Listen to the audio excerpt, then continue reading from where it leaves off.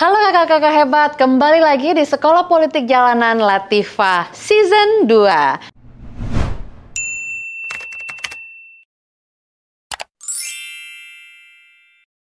Bagaimana dengan episode-episode sebelumnya? Semoga kakak-kakak senang dengan konsep yang lebih fresh pada season 2 ini. Selain itu sekarang lagi musim hujan ya, jadi susah kalau syutingnya di jalanan. Nah, kakak-kakak hebat, tanpa memperpanjang waktu, saya akan langsung menjawab pertanyaan pertama dari kakak Sera. Gimana sih tanggapan politik terhadap anak muda yang sedang ramai dibicarakan mengenai investasi bodong? Tanggapan saya seperti ini. Berhati-hatilah dalam berinvestasi. Kenapa saya bilang begitu? Karena memang sangat bagus sekali kita dari muda melakukan investasi. Namun ada baiknya kita belajar lebih banyak tentang menginvestasikan uang kita di sektor-sektor yang aman ketimbang langsung mempercayai investasi yang memberikan iming-iming sangat besar di awal-awal. Saya memiliki beberapa teman yang melakukan bisnis saham dan juga rajin melakukan investasi. Nah, dari mereka saya kerap meminta saran karena memang pengetahuan saya soal finansial dan investasi itu agak kurang ya, tidak sebanyak pengetahuan saya soal politik, sehingga di situ saya cukup mengerti bahwa emas menjadi pengikat uang. Dan membicarakan investasi terbaik itu bukanlah yang langsung menghasilkan return dalam waktu cepat dalam angka yang besar.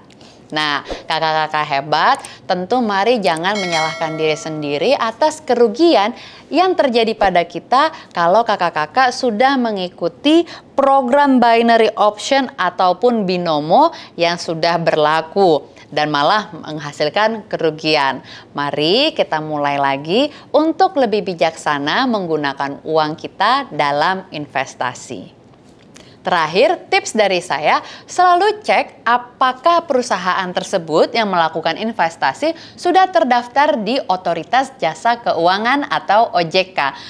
Kodenya pasti mereka ada lambang OJK baik di website dan juga aplikasinya. Ini penting sekali dan bukan abal-abal. Kakak harus hati-hati. Bahkan kalau ternyata di website dan aplikasinya ada tapi kurang meyakinkan, cek langsung ke website OJK. Bagaimana partai politik menanggapi anak muda yang tidak melek terhadap politik? Terima kasih. Seperti ini. Seperti ini, guys. Seperti ini. Bagaimana jawaban saya barusan? Pasti random banget kan? Nah, kakak-kakak hebat, saya akan lanjutkan saja dengan penanya kedua. Penanya kedua adalah Kakak Hussein. Nama saya Hussein, saya ingin bertanya, pertama, bagaimana cara penanggulangan kondisi ekonomi saat ini yang sangat dirasakan masyarakat akibat dampak COVID? Nah, Kakak Hussein, kalau kita membicarakan ekonomi pasca COVID, ada kabar baik dari pemerintah. Jadi, pemerintah melalui banyak kementerian memberikan banyak sekali bantuan-bantuan program untuk mempermudah dan membantu masyarakat kembali berdikari setelah badai COVID. Seperti ada KUR yang bunganya bisa lebih rendah, KUR yang persyaratannya juga lebih mudah, dan juga program-program pengembangan diri agar bisa memiliki skill lebih membangun bisnis sendiri. Ada juga program-program yang dibuka untuk para freelancer, yang mana ini terbuka di mana-mana, tinggal kita rajin mencari dan mau berusaha. Membicarakan soal ini juga, kita harus mengetahui bahwa program pemulihan ekonomi secara nasional didesain untuk melindungi rakyat dari sisi ancaman kesehatan, supaya nggak kena COVID lagi, melindungi masyarakat dari tekanan sosial, dan melindungi usaha agar bangkit, serta melindungi sektor keuangan supaya bisa pulih kembali. Karena tidak bisa dipungkiri, semuanya kena. Kadang saya merasa ya kalau orang pakai alasan ya habis COVID, Kadang kesel, tapi saya juga merasakan betapa sulitnya kondisi ekonomi ketika COVID terjadi dan merasakan kesusahan bangkit pasca COVID terjadi. Dan bahkan masih ada sisa-sisa nih, barusan ada ombak Omikron. Jadi kakak-kakak hebat, ada baiknya untuk kita saling tepos liro karena semuanya sama-sama mengalami masalah COVID. Apakah strategi pemerintah selanjutnya untuk pemilihan ekonomi ke depannya? Terima kasih. Dan tentu saja kakak-kakak hebat, APBN itu adalah instrumen paling depan dalam melakukan pemulihan ekonomi. Karena uang inilah yang tetap eksis waktu COVID yang bisa dikeluarkan untuk berputar di negara ini dan sudah dilakukan oleh Presiden Jokowi dalam kebijakannya di tahun 2020 ketika COVID melanda Indonesia.